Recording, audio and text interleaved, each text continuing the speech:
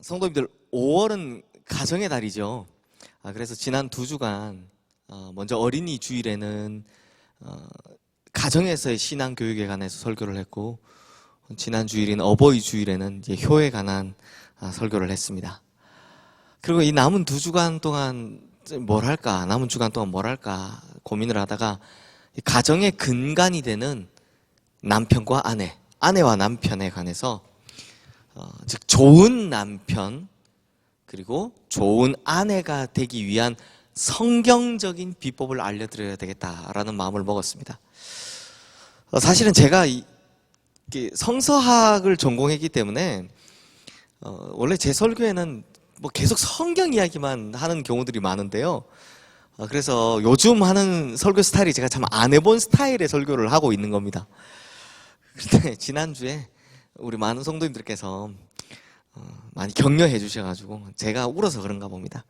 제가 울어서 많이 격려들 해주셔서 그래서 용기를 좀 냈습니다. 왜 지난주에 제가 저희 부모님에 대한 사죄를 이제 설교 시간에 했잖아요. 그랬더니 아버지가 문자가 한마디 딱 왔습니다. 부모는 자식의 모든 것을 받아주는 저수지다. 이 한마디 문자 딱 왔더라고요. 부모는 자식의 모든 것을 받아주는 저수지다. 예. 그래서 오늘 이제부터 좋은 남편, 좋은 아내. 그래서 오늘은 먼저 이 좋은 남편에 관한 성경 이야기에 대해서 설교를 해보려고 합니다. 그러다 보니 오늘은 아내 되신 분들이 굉장히 좋아하실 설교인데요.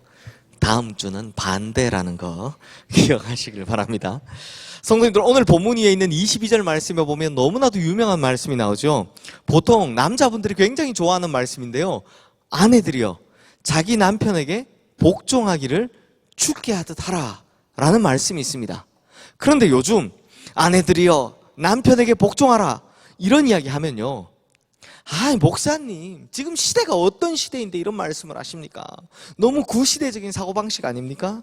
요즘은 여성이 남성만큼이나 경제활동도 하고 심지어 여성이 남성보다 더 많은 성과를 내기까지 하는 이런 시대에 여자가 남자한테 복종해야 한다니요.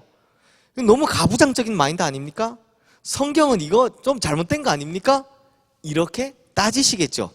실제로 제가 청년부 사회 가는 동안 이 여자 자매들이 이런 이야기에 굉장히 항의를 많이 하는, 제가 성경 쓴 것도 아닌데 저한테 와서 항의를 많이 하는 그런 경우를 본 적이 있습니다.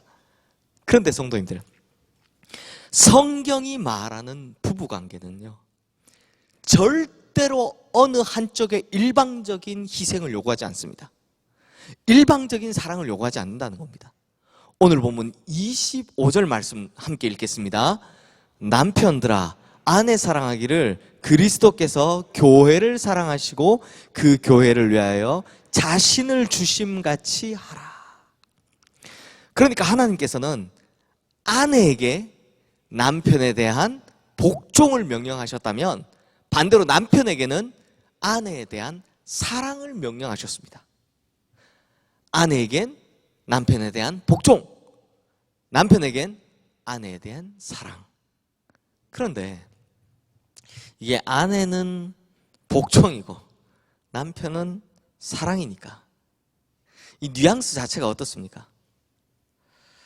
자막 좀 지워주세요. 뉘앙스 자체가 왠지 아내에게는 복종이네, 더 엄격한 것 같고, 그리고 그래서 왠지 여성이 좀 더 손해보는 것 같지 않습니까?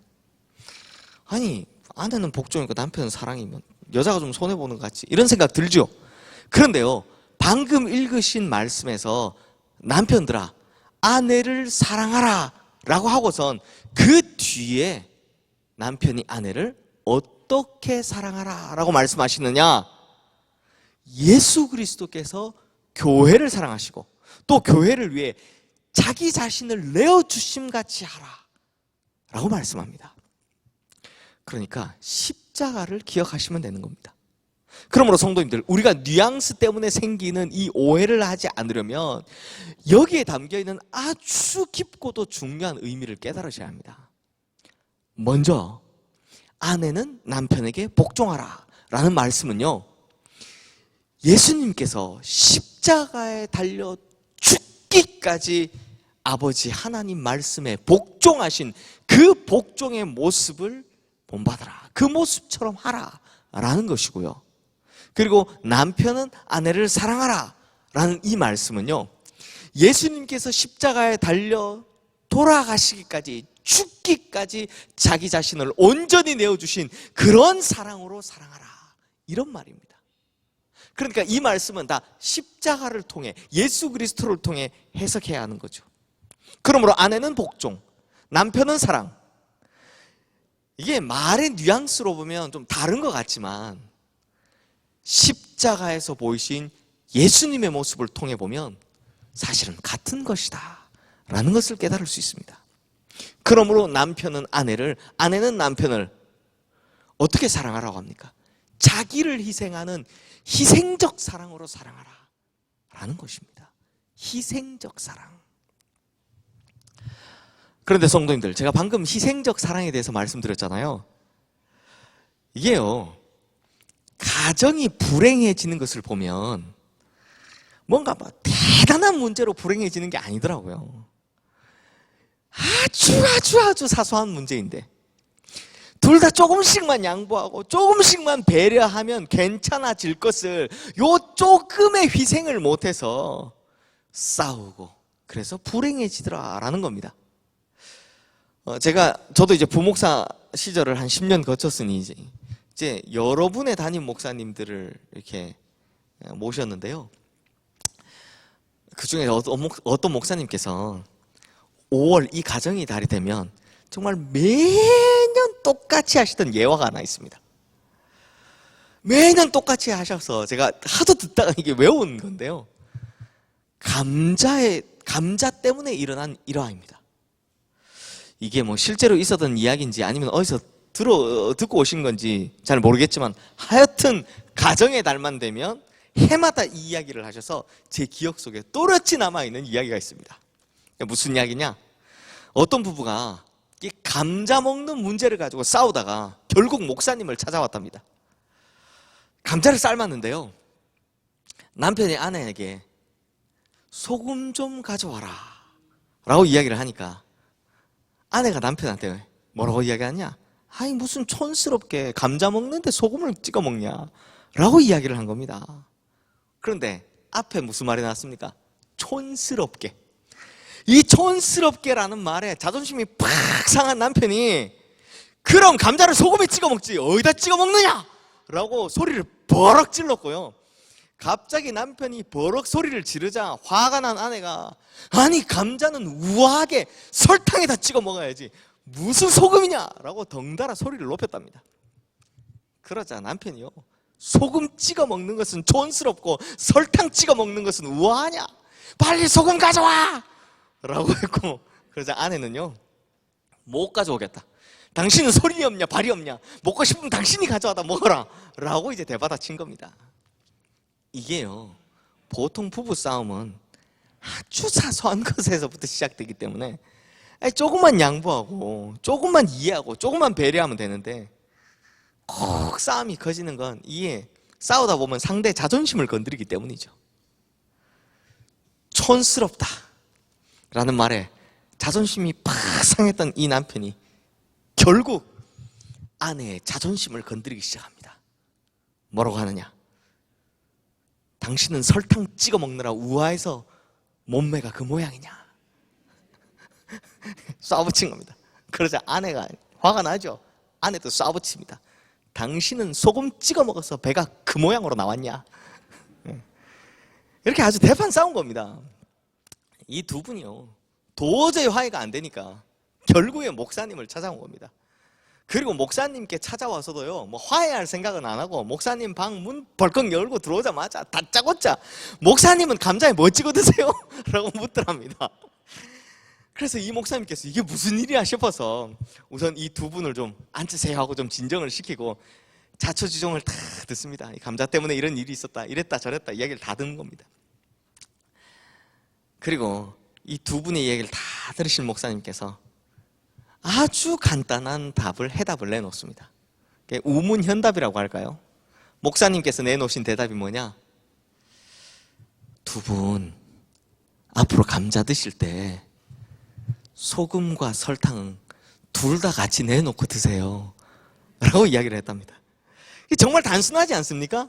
이게 단순한 걸 몰라서 그랬겠습니까? 이게 자존심이 상하니까 막 쏴붙인 거죠. 그래서 이 부부가요, 참 본인들이 한심해 보였는지 고개를 끄덕이면서 돌아갔다라고 합니다.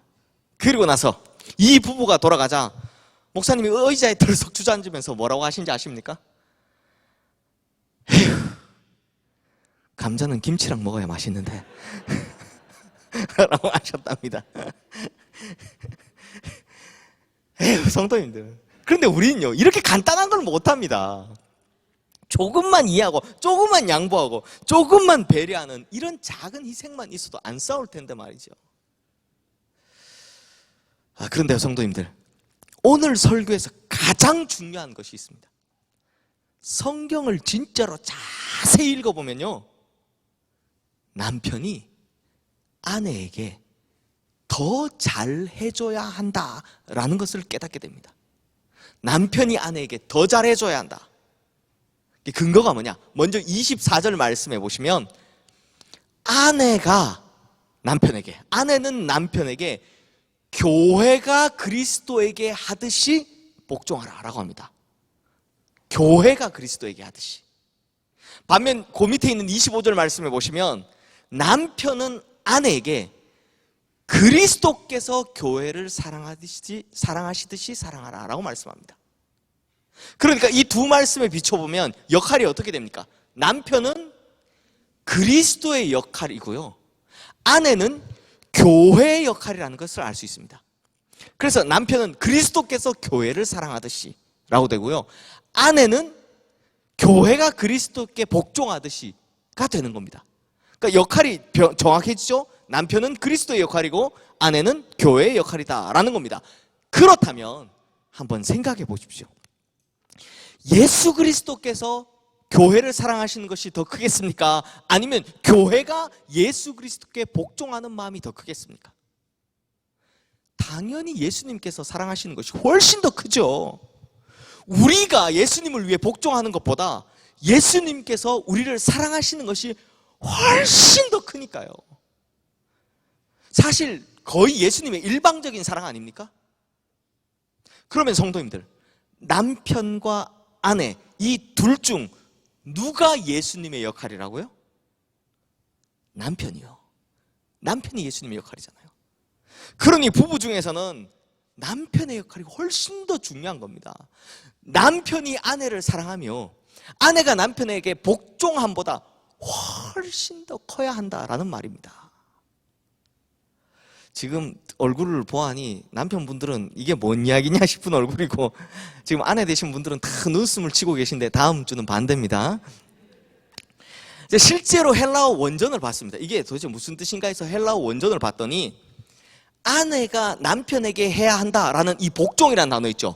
이 복종이라는 단어가 휘포다소인데요, 이 말은 대부분 보통은 노예들에게 사용됐던 말입니다. 복종이니까 노예들이 잘 쓰던 말이겠죠. 물론 성경에 보면 하나님, 제가 하나님께 순복합니다, 하나님 순종합니다, 하나님께 복종합니다 라고 할 때 사용된 적이 있지만 대부분이 이 단어는요, 보통은 주인과 노예, 인간과 인간 사이에서 사용하던 단어입니다. 그런데 남편이 아내에게 해야 하는 사랑은 어떤 단어로 쓰여 있느냐?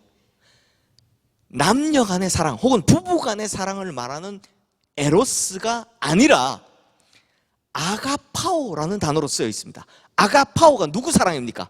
하나님의 사랑입니다. 그러니까 남편이 아내한테 해야 되는 사랑은 하나님 차원의 사랑이다라는 겁니다. 그러니 성도님들, 인간의 차원에서 하는 복종과 하나님 차원에서 하는 사랑, 이 둘 중 누가 더 고차원적입니까? 당연히 남편이 아내에게 하는 사랑입니다. 남편이 아내를 사랑하는 것이 아내가 남편에게 복종하는 것보다 훨씬 더 고차원적이어야 한다라는 겁니다.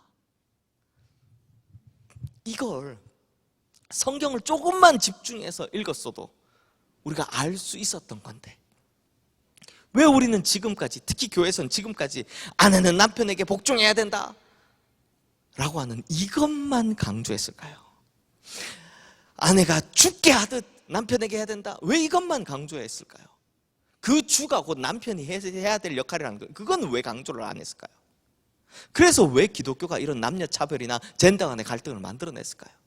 성경 조금만 읽어보면 알았을 걸. 그런데 이 깨달음이요, 사도 바울에게도, 사도 바울 개인적으로도 굉장히 큰 깨달음이었던 것 같습니다. 그래서 이 아내와 남편의 이야기를 쭉 쓰고 있는 내용의 결론인 오늘 본문 아래에 있는 32절 말씀에 보시면 이 비밀이 크도다 라고 감탄사를 바라는 걸 볼 수 있습니다. 그러니까 남편과 아내를 예수 그리스도와 교회의 역할에 갖다 놓고 비유하는 이걸 보다 이 비밀을 깨닫고, 야, 이 비밀이 크도다 라고 깨달았다는 겁니다. 사랑하는 성도님들, 오늘 본문 말씀 쭉 읽다 보시면요, 남편들아 아내 사랑하기를 어떻게 하라 라는 이런 말씀이 2번 나온다는 것을 발견할 수 있는데요, 2번 중에 첫 번째는 지금까지 우리가 본 25절 말씀이죠. 남편들이 아내 사랑하기를 예수 그리스도처럼 하라 라는 겁니다. 결국 우리가 지금까지 본 것처럼 남편의 롤모델은 누구다? 바로 예수 그리스도입니다. 그러므로 남편은 예수님의 어떤 모습을 본받아야 합니까? 자기 자신을 다 내어주신, 온전히 내어주신 희생의 모습을 본받아야 하는 겁니다. 그래서 가정에서 남편의 자리는 희생의 자리인 것입니다. 희생의 자리가 남편의 자리인 겁니다. 그리고 두 번째로 28절 말씀에 보시면 남편이 아내 사랑하기를 어떻게 하라? 자기 자신과 같이 하라. 자기 사랑하는 것처럼 하라 라고 말씀합니다. 성도님들, 저는요, 이 사자성어 중에서, 사자성어가 정말 많지 않습니까? 그 수많은 사자성어 중에서 가장 성경적인 것을 꼽아보라 라고 하면 제 개인적인 생각이지만 단연코 역지사지, 이걸 꼽습니다. 역지사지, 내가 다른 사람의 입장이 되어보는 거죠. 우리가 흔히 자녀들에 관한 이야기를 할 때 이런 표현 쓰죠. 10손가락 깨물어 안 아픈 손가락 없다. 그런데요, 사실은 깨물면 제일 아픈 손가락이 누군지 아십니까? 바로 아내입니다. 아내요. 그런데 아내들은 말을 못합니다. 벙어리 냉가슴처럼 말도 못하고 그저 참아야 한다라는 생각 때문에, 가정의 평화를 위해서라는 대전제 때문에 그냥 가슴 속에 흐르는 눈물로 소리 없이 삼킬 뿐입니다. 남편이 찔러대는 그 아픈 말을 듣고도 그냥 가슴에 묻습니다. 속은 썩어 들어가는데 화를 삭히며 살아가는 거죠. 그런데 반대로 남편분들에게 그렇게 한번 찔러보고 깨물어 보십시오. 어떻게 합니까? 즉시로 벌컥 화내실걸요? 남자들은 대부분 성향이 팍 찌르면 확 튀어나오니까요. 아까 감자 이야기 때도 나왔잖아요. 당신은 우아해서 설탕 찍어 먹느라 몸매가 그 모양이냐, 막 이렇게 되니까요. 그러므로 남편 대신 성도님들, 내 자존심 찌르는 말에 화가 나듯이 내 아내도 똑같은 사람이라는 거 꼭 명심하시기를 바랍니다. 그리고 역지사지 하나만 더 해볼까요? 남자들 혹시 흔히 이런 말 잘하죠. 남자는 자기를 인정해주는 사람을 위해 목숨을 건다, 이런 말 잘 하지 않습니까? 그래서 남자들이 제일 좋아하는 것, 또 가장 약한 게 뭐냐? 칭찬입니다. 칭찬은 고래를 춤추게 하는 것보다 남자를 더 심하게 춤추게 합니다. 칭찬요. 그런데요, 칭찬 좋아하는 이건요, 아내들도 똑같습니다. 세상에 칭찬 싫어하는 아내가 어디 있습니까? 칭찬하는 말, 사랑하는 말, 인정해주는 말, 이런 말 싫어하는 아내는 이 세상에 단 한 명도 없습니다. 그래서 남편이 아내에게 당신은 뭘 만들어도 맛있어. 당신과 결혼한 것이 내 인생 최고의 축복이야. 사랑해 라고 말하는 거, 이게 이상합니까? 아니, 돈 드는 것도 아니고 뭐 외우기 힘든 말도 아닌데 대체 이걸 왜 못합니까? 왜 안 합니까? 아니, 본인은 이런 말 듣기를 그렇게 좋아하면서 막 띄워주고 칭찬해주면 그렇게 좋아하면서 또 그런 말 듣기를 원하면서 정작 왜 아내한테는 이런 말을 안 해줍니까? 그러므로 남편 되신 모든 성도님들, 오늘 당장 집에 가셔서 여기 부부 같이 계신 분들도 계신데 제가 다 보고 있습니다. 당장 집에 가셔서